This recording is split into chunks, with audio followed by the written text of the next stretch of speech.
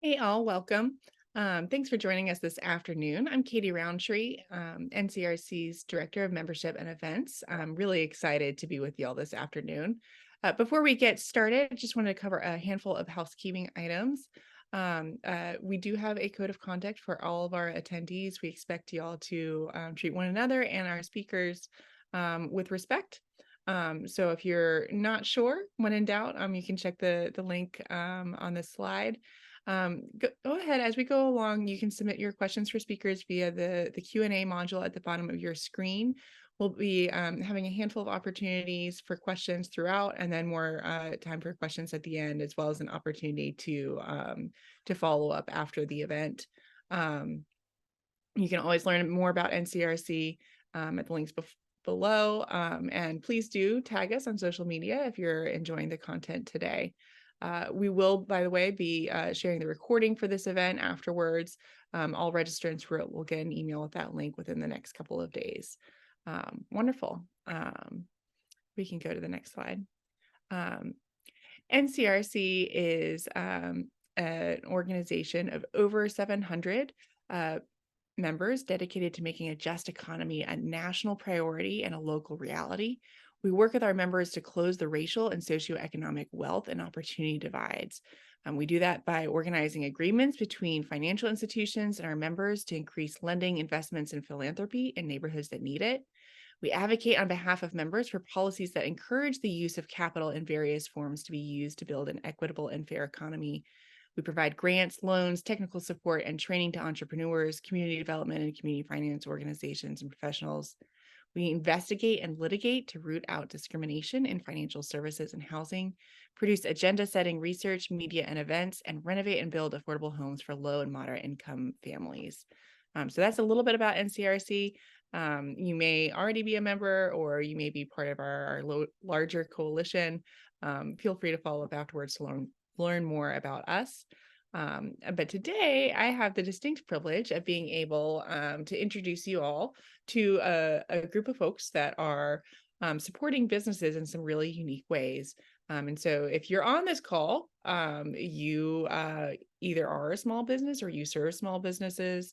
And I think you'll really enjoy learning a little bit more about these products and how they can position small businesses to be employers of choice or solve really critical capital flow problems that particular types of small businesses encounter. So it's my pleasure to introduce you to Avi, the founder of Alice, Thomas, the founder of Inc., Vince, the founder of blanking Vince. Remind me the name. Partner Slate. Partner Slate, sorry. And Jordan, the founder of EarlyBird. And I'm going to let them tell you a little bit more about the work that they do, starting with Avi. Hey, everybody, great to be here. Thank you so much, NCRC and Katie. I'm going to share my screen briefly. I'm going to put up a quick overview of what we do here at Alice.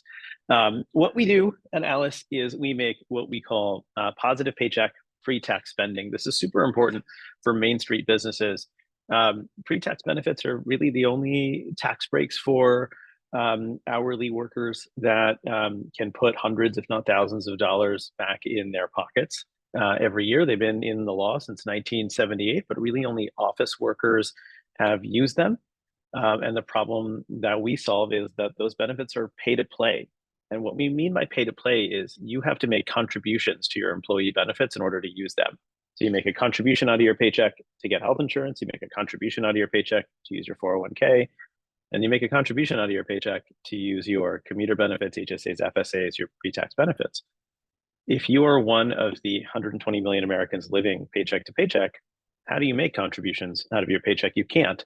So you are just sort of locked out of these. So whether you're a big brand with many hundreds of thousands of workers or a single location franchisee on Main Street, you don't really have benefits to offer your workers. When you go out to try to find benefits, all of these companies are out there. They serve office workers, people who are sitting like me at my desk, looking at two big screens, really fast internet. I've got my own company email. It's on my phone. It's at my desk, and I don't lock up my phone when I get to work. I don't have a 12-minute break for every 4 hours that I work. So I can use these benefits from these companies, but even then, I don't like them. You can see the Yelp reviews that we pasted out here. What we are seeing in across the country that we really like is more and more cities and states are making mandatory commuter benefit laws to say, hey, it's expensive to get to work. This is a cost that goes up with inflation. The cost to ride the train, the bus, and parking have all gone up in New York City, which is where I am, just like all over the country. And now you have to offer these benefits if you are an employer. So 55 to 60 million people are now covered by them. So what Alice does is we redesign these benefits so that they work for frontline workers who are not sitting at a desk, who don't have a conference room in the back of a Chipotle where some guy is going to show up and talk about how open enrollment for FSAs work. And so that they can use that, the employees can use them without having to make contributions. And it saves them a ton of money. Here's 4 guys in New York, 2 baristas, a bartender, and a facilities manager. They're each getting back like $1,000 a year of their own money that they never have to pay back. This is Uncle Sam paying these employees more money without the employer having to pay for any of it. The way that works is employees connect their spending that they do to get to work. So the credit or debit cards or prepaid cards that they use to ride the subway, the bus, ferries, pay to park at the meter in a parking garage. It takes 2 minutes. You can do it in one hand while you're on break. And all of a sudden, our system will have the ability to scan spending, find those expenses. Employers connect us to their payroll. It takes them one phone call to do it. And then the amounts of money that employees spend getting to work becomes pre-tax because we're able to see that spending history and then set up their benefits, set up their elections, set up their reimbursements, and so on. And they don't have to do any work, and neither does the employer. Again, it's mass transit and parking. People are spending huge amounts of their salary in New York City to ride the bus. It costs almost $1,800 a year. And New York City is a cheap market to do transit. And let's not even talk about how expensive parking is. When you have those expenses, we'll send you a text message. Again, it's got to be something employees can do while they're on their break, eating a sandwich in one hand. And it works in English, it works in Spanish, and a whole bunch of languages. So all employees can communicate with us in the language they are most comfortable with. And for employers, it is a set it and forget it. We turn it on in a couple of clicks. They become compliant with those commuter benefit laws in those 9 cities and states. More of the money they are paying their employees actually reaches take-home pay, and they don't have to pay anything out of pocket. The government gives employers a small incentive to offer these benefits to their workers, and we take that incentive. So no one's out of pocket. No one has to get budget. There's no per employee per month fees. Or anything like that. So employers choose us because it gets them compliant in a couple of clicks. It's cost neutral, and it's easy. Sets up and connects directly to payroll, so no one's filling out any forms. The employer doesn't have to become an expert in commuter benefits because that's not what employers in this market have the time to do. And so everybody wins. Employees keep more of their money. We tell them, hey, you're going to get 20% cash back on what you spend on parking and transit. It's going to add up to an extra week of pay for free a year. And that's without you having to stand on your feet. For employers, you don't have to pay any extra money. You only pay us the incentive you get from the government when you offer these benefits, and you only pay it to us after we get your employees enrolled and after they're keeping more of their pay. So that's what we do here at Alice.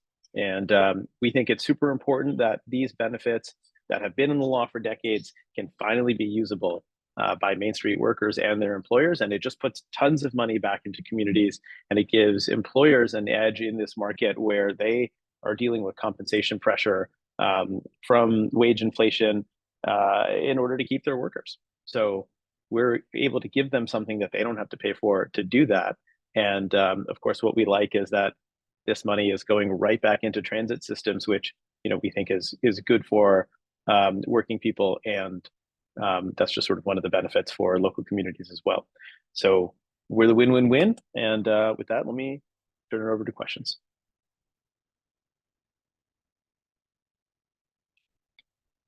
Katie, you're on mute. We'll take a couple of questions now if you want to put those in the Q&A box, and then we will take a few more questions at the end as well. I have one to start. You mentioned please. This is there are cities, localities where this is becoming mandatory. I would love to hear, where those are and where your geographic footprint is at this time. Yeah.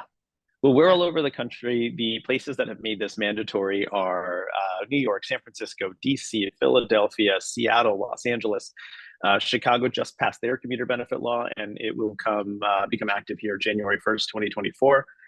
We think this is just going to kind of keep steamrolling through the country because people need help with the cost of commuting, and transit agencies need more dollars to flow into them because lots of the folks on this call are probably taking this call from home, right? So that ridership went down. It's blue collar workers who are actually riding and paying a greater share of the cost of transit. And I think cities and states are realizing that with so many large cities and states that have successfully passed these and have not been a dampening for business activity and have helped employees keep more money in their pockets, that it's sort of a safe kind of double barrel tax cut for employers and for employees to pass. Yeah. Yeah. Awesome. And just tell me a little bit about the size of the businesses that you see, or the types of businesses that you Yeah. see being a good So fit. Mm-hmm. one of the great things about software and AI is our system, it doesn't care if you are a 12-person florist or, kind of 3 people at a coffee shop, all the way to a business with 10,000 employees and 100 locations across 10 states. So we serve all of those types of groups. Some examples of customers for us, depending on where you are in the country: Just Salad, multi-state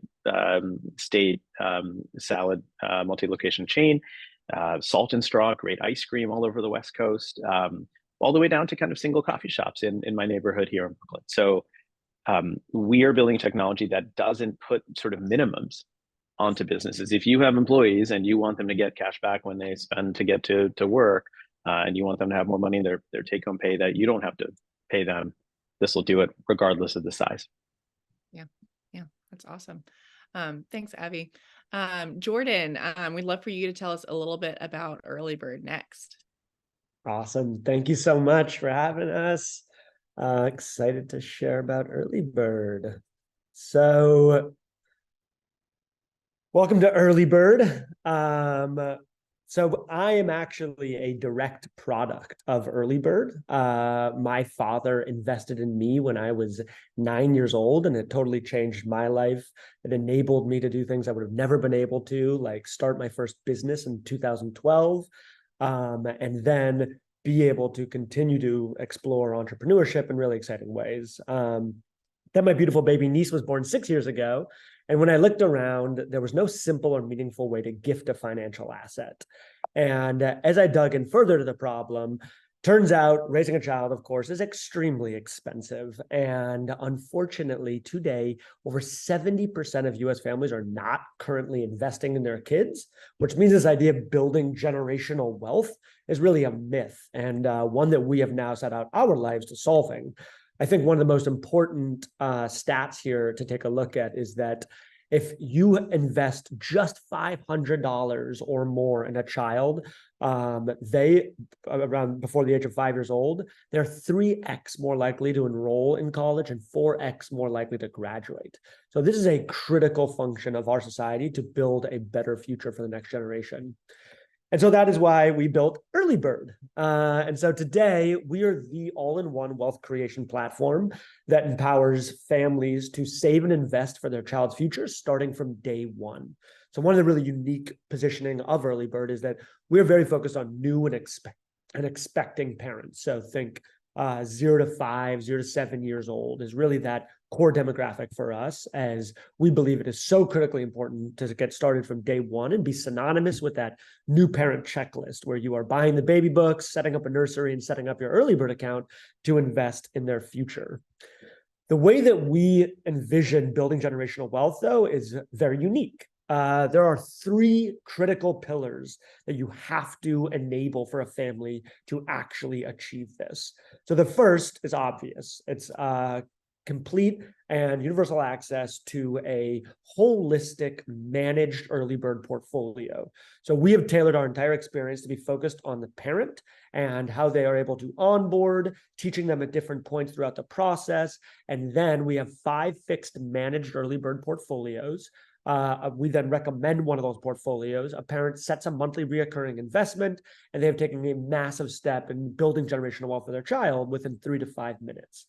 But step 2 for us is that it cannot just be the responsibility of the parent to invest in the child. You have to be able to galvanize all of the friends and family around these kids that want to invest in this child's future and make it super easy and seamless. And then the third very unique pillar to building generational wealth for us is that financial capital is actually half of the battle. The other half is called emotional capital. So on EarlyBird, on EarlyBird, every investment in, you are able to include this beautiful video memory or photo memory so that you can contextualize when, where, and why you are investing in this child. And so that it truly has a major impact on their future. Think of just giving a child $100 as meaningless, but being able to invest in a specific moment in time, think first day of school, graduation, first piano recital, of course, birthdays and holidays, but it goes way beyond that, right? And what this enables is for the ability for a parent now to build their nest with an early bird, so you can invite your family and friends in. And I, as Uncle Jordan, don't just invest on birthdays and holidays, but I am now able to be engaged and connected to this child's life. And I am able to like, comment, but then micro invest $1, $3, $5 into these special moments, month over month, quarter over quarter for this child, so that we can all have that impact on these families. For us, our true mission is that through the power of love, community, and capital, we can collectively democratize access to generational wealth for all families. And of course, the biggest piece of this is how do we scale this to families in need? And what we have found is that there are 2 key pillars to that strategy. The first is through employers, so employer benefits, being able to offer EarlyBird as an amazing perk or benefit to all of the employees at an organization. And the second is through partnering with nonprofits and foundations. And so we've already launched a couple programs, one being with a building management company that works with affordable housing for amazing families in Chicago and Philadelphia. And they offer now EarlyBird as an account for all of those families within the buildings. And the actual building management company is the custodian. So they actually control and own the accounts. They help set up the accounts for the families. We can then invite the families into the account. They don't get access to withdraw funds or anything, but they can actually invest themselves. And so they've structured this really beautiful matching program. And we have now over about 250 families into that program. And we're just beginning to scale this out. So anyone on this call that is interested in partnering with us from both a nonprofit foundational standpoint or an employer standpoint, we'd be really excited to have a conversation. Thank you, everyone.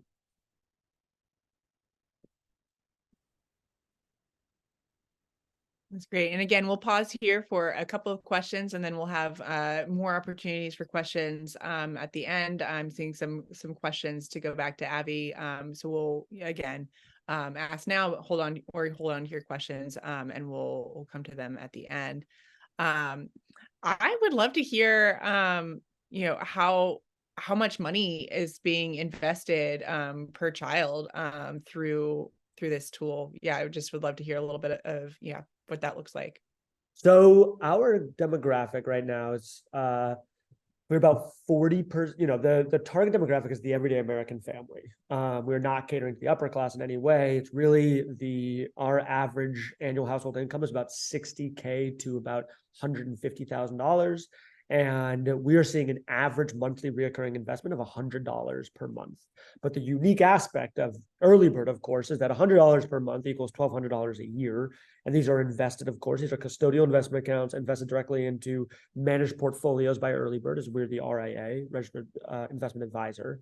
But the unique aspect of EarlyBird is that $1,200 invested is great, but the average amount invested per year is actually $1,700 because there's an extra $500 from all the community contributions that are happening on a frequent basis, from birthdays and holidays, of course, as the larger contribution events, but then all these really beautiful celebratory moments, like Halloween just happened. We saw over 1,000 moments uploaded of beautiful, cute Halloween costumes that you, again, are saving for your child, building this time capsule so that you'll be able to give this to them, not just the $50,000 or $100,000 invest in their future, but also a beautiful, time capsule of all these memories that you saved. And so all those micro contributions add up throughout the year and really differentiate us from any other, of course, investment platform.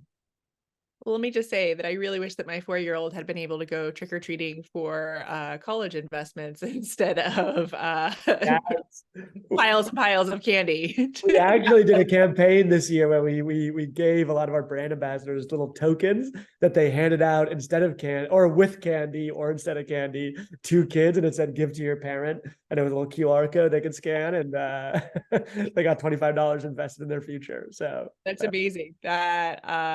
That's a real treat. Yeah. I am seeing some questions about finding out more about these companies or next steps. We will distribute a survey here for folks that, if you want to be able to do some follow-up after the event, fill that out and we'll pass that along to these folks. And we will also share that in the email follow-up, as well as links to all of these different companies. So don't worry, we're not just going to leave you the teaser trailer and then leave you wishing that you had a way to move forward. We've got you covered. Yeah. All right. Thanks so much, Jordan.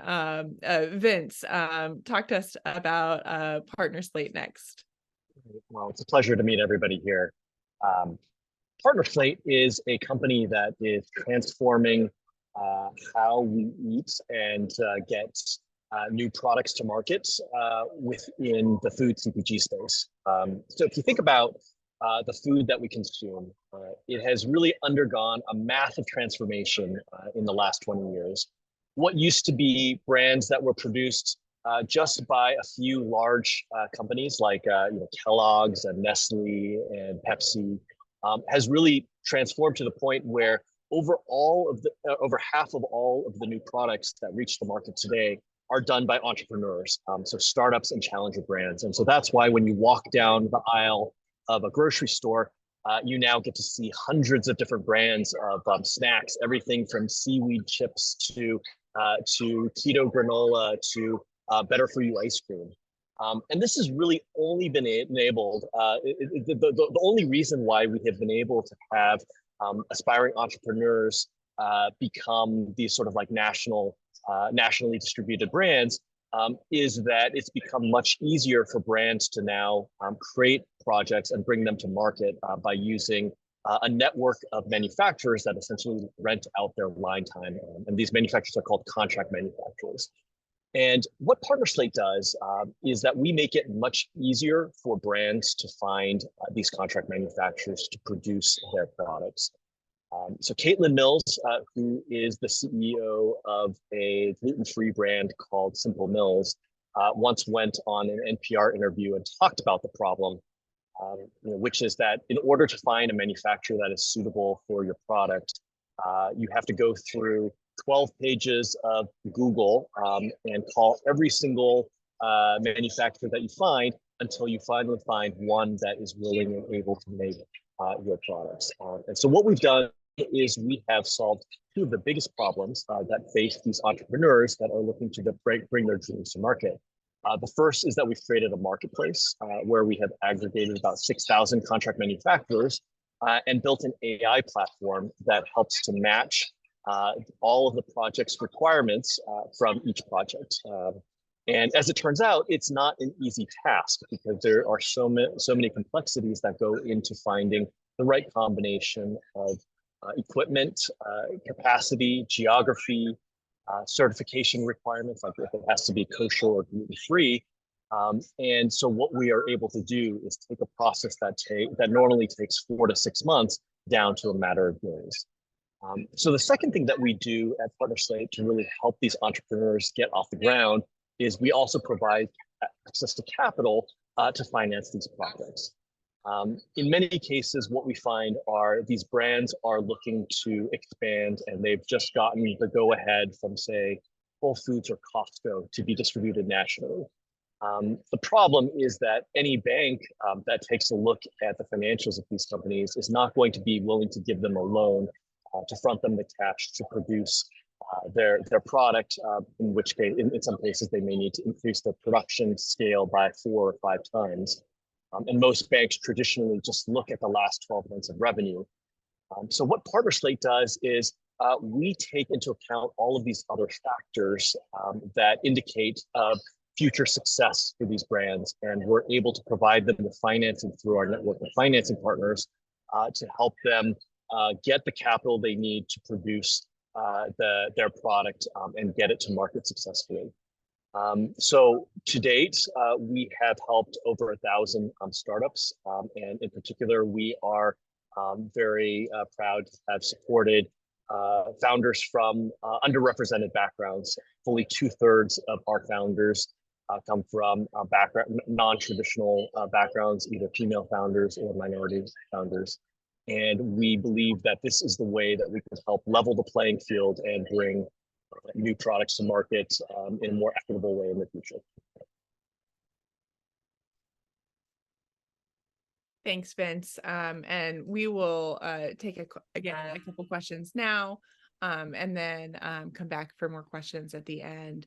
I would love to hear a little bit more about the financing model that you have, and how that's different than like you said, a lot of these small businesses may not be able to access that kind of money from a traditional financial institution. So just talk to us a little bit about how you approach that. Yeah, so our financing model is based on information that we've collected. So our data platform has aggregated a tremendous amount of data about what is likely to produce success in distribution and scale. And so we know what it means when we have a signed distribution agreement with a retailer to go national. And we can take that purchase order and provide financing at a much more attractive rate through our network of financing partners that specialize in helping CPG brands. There are these financing institutions out there, but again, just like the search for contract manufacturers, it's very difficult for a brand that is in the heat of the moment, where Whole Foods has just told you that they need, they have a purchase order for 500,000 units that you need to deliver in 3 months. For you to figure out who is the right financing partner for you. So we have done the heavy lifting to aggregate those lenders and to pre-qualify them and have them set up with the right, to take in the right data that we can provide through our platform. Yeah, that's great. Thanks so much. All right, Tom, talk to us, our final presenter here. And you're here twice on my screen. Talk to us about iink and the work that y'all are doing. Sure. Can you guys see my screen? Cool. So yeah, my name's Tom McGrath, CEO and founder of iink. iink is a digital payments network. Our mission has really been to help restoration professionals and property owners get paid up to 60 times faster after an insured property loss. While this is really important, is a lot of restoration professionals are small business owners, and the insurance claim kind of process and getting lien holders to sign off on claims is something that causes a pretty significant cash flow problem for them. It also delays getting those families back into their homes more quickly, many of which the home has become the office for them as well.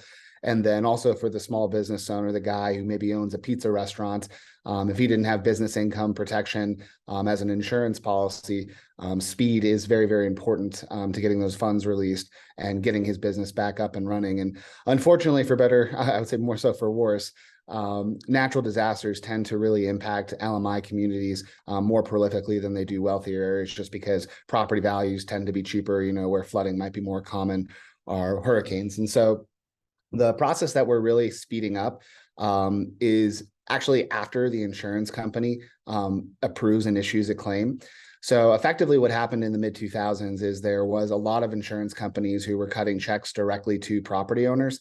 And, due to some of the kind of, recessionary periods and the predatory lending that happened with a lot of the mortgage companies, a lot of them were about to default on their properties. And so they used that insurance money for other things, paying off credit card bills. Maybe they needed to pay for their children's college tuition and said, why do I want to fix a property that I'm going to get kicked out of in 3 months because I can't keep up with the payments? And so what ultimately happened is there's close to $421 billion paid out in insurance claims each year in the United States for properties, both commercial and residential. And there are now legal stipulations that require the lien holder to be included on those payments. So you basically now have billions of dollars worth of these multi-party insurance checks that will say, pay to the order of Katie and Bank of America. And in order for Katie to get access to that capital, and likewise her restoration professional who's helping, repair that property, they have to go through a formal process of checks and balances referred to as lost draft. Fannie and Freddie were really the drivers of these guidelines. And then if you're a credit union or doing portfolio lending, you may have come up with your own. But the process of getting that signature is actually quite lengthy. It requires a lot of mailing of checks back and forth. So typically what you see happen is the insurance company is going to mail that check to Katie. It's going to say pay to the order of Katie and Bank of America. A lot of times these restoration professionals, because they want to get it done fast, will step in and say, hey, Katie, why don't you let me do this for you? I've seen it a few times as a restoration professional, and we can get you back into your home as quickly as possible. And I can get myself paid and my guys paid as quickly as possible. And the banks may go through any number of checks and balances. They will check if there's been delinquencies on the loan. They may want to see a copy of a contract between, the homeowner and that contractor. They want to know they're licensed and insured, repair affidavits, conditions and waivers of lien. It's a very, very antiquated manual process. On top of that, you physically have to mail the check usually to one of their processing centers. And then once they endorse that check, they'll mail it back. Usually takes about 7 to 10 business days just for it to get back because they're using US Postal Service. And hopefully the check doesn't get lost, stolen, or expire along the way. But in mail time alone, you're just looking up close to like 2 to 3 weeks, which, is very impactful, when it comes to maybe somebody who's out of their home or out of their business and the cash flow issues that arise from the contractor. But generally speaking, what we see is anywhere from 30 to 60 days delayed in getting access to the capital to restore the home or commercial property. I've seen it take as long as 6 to 12 months. And what we do here at Inc. is we reduce that to as little as 1 business day. And the way that we accomplish that is we've effectively, without going too much into it, created the TurboTax experience for submitting these lost draft claims and making everything digital. And one of the things that, I'm trying to get banks on board with, and I guess one of my asks to the group today, is what our system outputs at the end of the day is an email that goes to the bank that has all the information they want, the scope of loss from the insurance company, or a cover letter with all the details and documentation and data points they need to make a decision on whether or not they're going to release this. But today, we still mail these checks to the bank and we still wait for them to come back, versus every single bank in the United States of America gets this email and has access to this link here.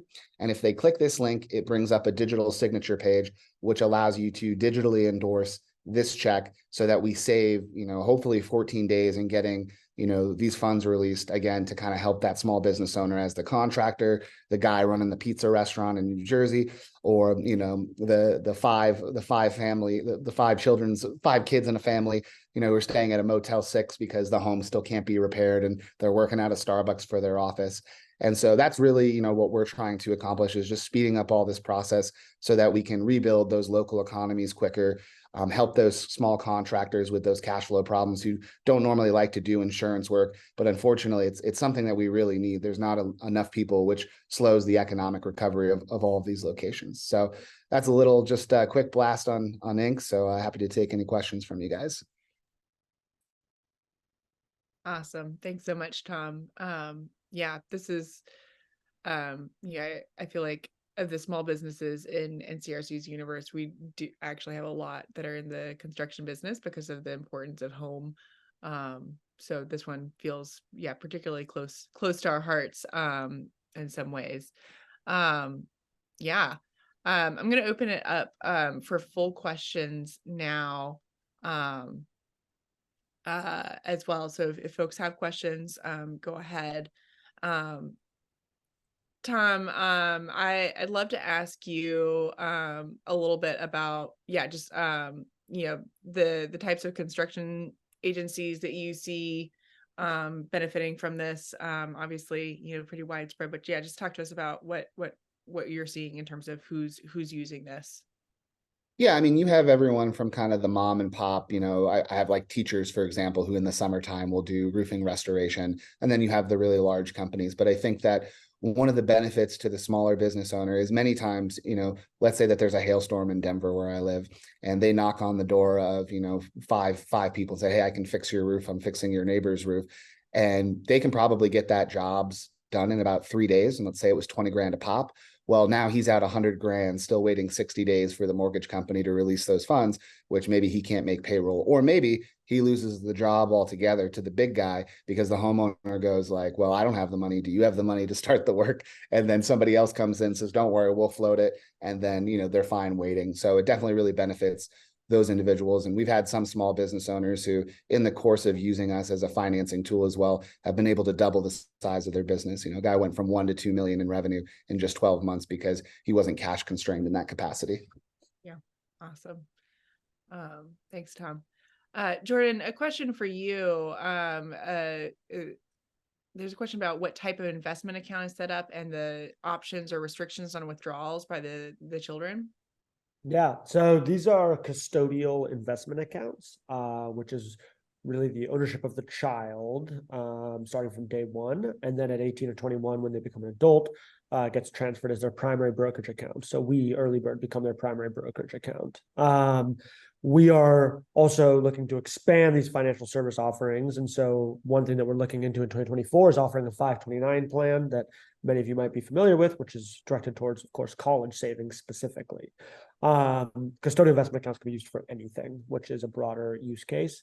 And as far as withdrawals go, the structure that we've set up with with foundations and nonprofits is that the actual organization is the custodian. So they are the oversight of the actual account for the family. And so there's no access for these families to withdraw funds until the child becomes an adult. And there's a process then to, of course, pass that over.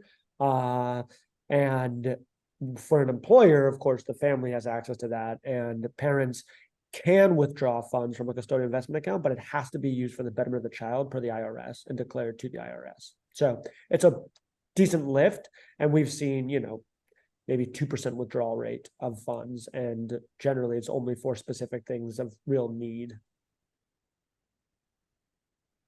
Yeah. Thanks, Jordan. So there's a question that's made me chuckle just because it's so indicative of who NCRC's people are, but a question about data.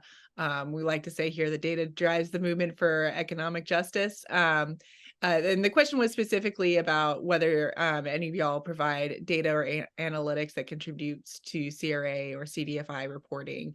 Tom, I think your answer back to the particular person is worth lifting up.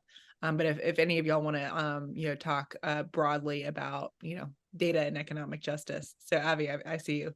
Yeah, we track census tract information for every employee, every hourly worker who's using our platform. So that's one way in which we understand economic impact. Another metric that we track is how many additional after-tax dollars did they receive in their paycheck that they wouldn't normally. If you are a daily bus rider in New York City, you're going to get about $500 a year, which we like to kind of benchmark against. 2/3 of Americans don't have $500 in an emergency. In many other regions of the U.S., it's kind of more than that amount of money. So we track the kind of dollars coming in, and then specifically to whom are those dollars going in terms of income level, and then where do they live in terms of census tract.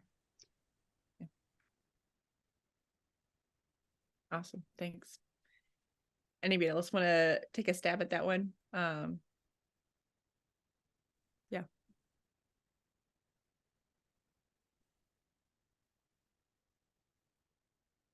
All right, I've got another question here, just about your own business models, how y'all managed to get the funding that you needed to be able to get to the scale that you're at now, and how you're approaching the next leg of scaling your work in terms of getting your own funding.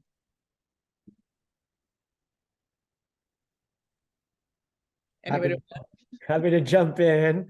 So EarlyBird's been around for 4 years, and we have gone through more the traditional VC route, venture capital route, and have been lucky enough to raise a couple larger earlier rounds with some amazing backers like 776, which is Alexis Ohanian's VC, and just recently Resilience VC, which is very focused on LMI, lower and moderate income families, and finding really great partners that are able to collaborate with us and support us on this mission of course, democratizing access to generational wealth for all families. And so for us, it's really important to find those partners and we can collaborate with beyond just capital, but really find, opportunities and solutions like this to partner with the right people.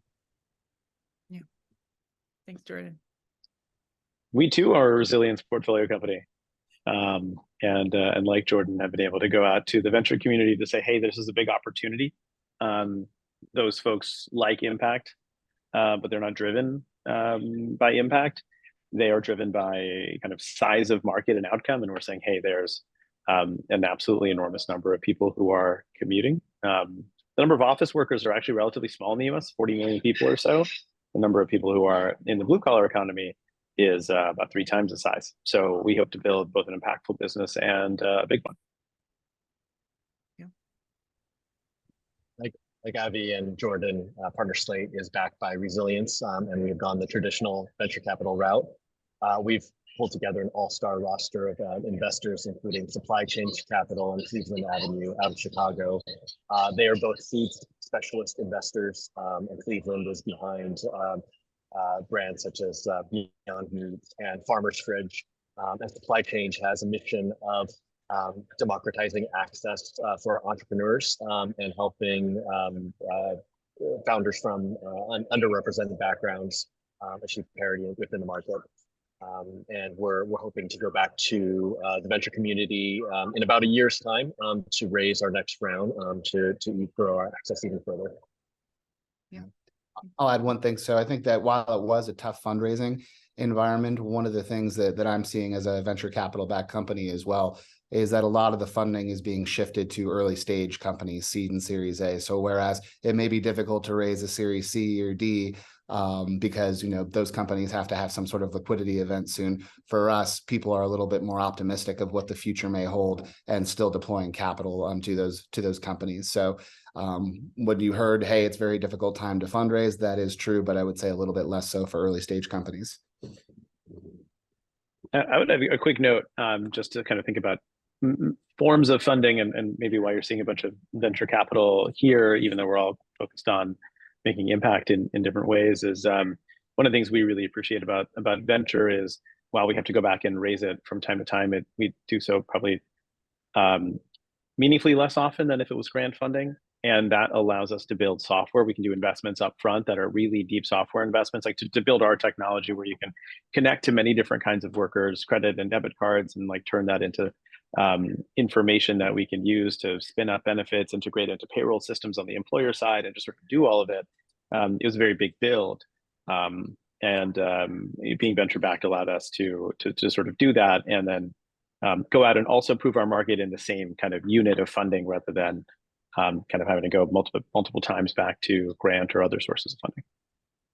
Yeah, I think it's a fascinating comment because, we've been around for 4 years and we didn't start, of course, 100% focused on LMI.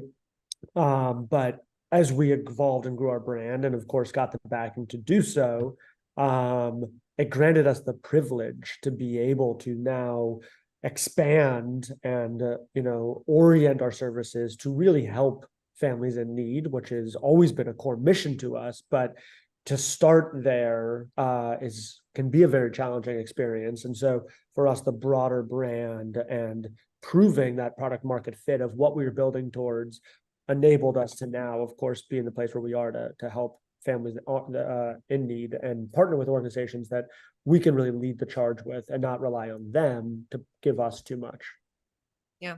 I feel like there's some very rich conversations we could have about the importance of venture capital to scale, and it's great to hear you guys talk about that.